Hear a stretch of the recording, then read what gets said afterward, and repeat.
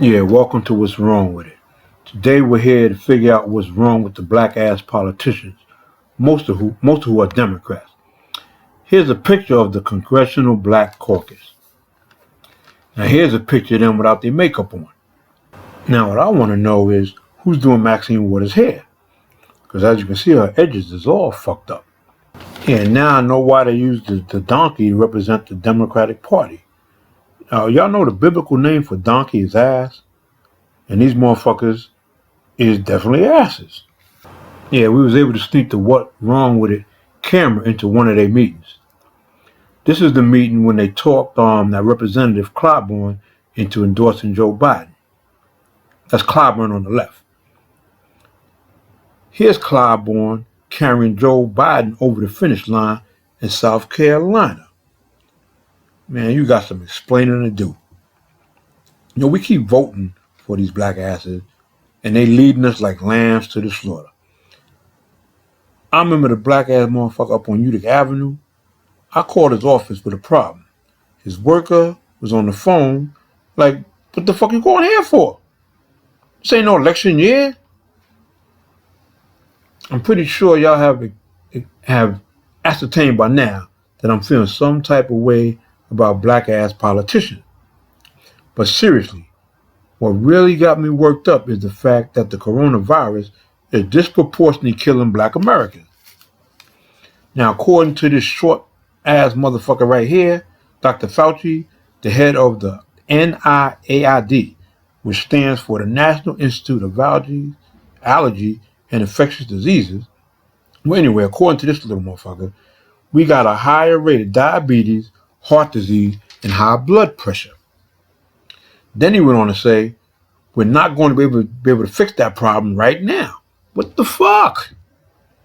This problem was first documented in 1985 in the Heckler Report. That was 35 years ago. Even as far back as 1977, Lee gave anecdotal evidence that we black Americans, weren't getting equal medical care.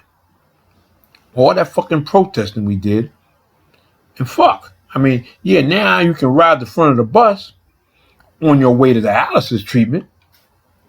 Now you're probably asking what the black asses in Washington got to do with this. Well, the answer is they doing a half-ass job and they doing it half-ass backwards. For instance, your boy Barack Obama endorsed an affirmative action court decision, Fisher versus the University of Texas. But sometime before that, his boy Sleepy Joe Biden said, I got a college for your black ass. Guess which institute produced the most graduates? Sleepy Joe didn't pass this law by himself. Some black asses up in D.C. voted for that shit. Black asses pushed for discrimination laws too, you know. Then they made motherfuckers work for their welfare checks. In other words, they brought back slavery. They even convinced those George Jefferson moving on up motherfuckers to the east side that it was time to end the good times they was having in the project. But I digress. Back to the issue. We have 35 years of documented evidence based on undisputed research. In general, black Americans don't get the same health care results as whites. In other words, we don't live as long. So basically, they killing us softly. I'm not saying that black people don't live a long time and we don't live to be old. I'm just saying most of us don't. Like I said, we've known about this for 35 years. The black asses we voted for should be pushing harder for laws that actually save black lives. I mean, they say Black Lives Matter, right? Shit, even creepy ass Michael Bloomberg, who talks like this, was pushing a ban on sugary drinks in New York City. The fucked up part was he probably did it because every good slave master knows you got to keep your slaves healthy.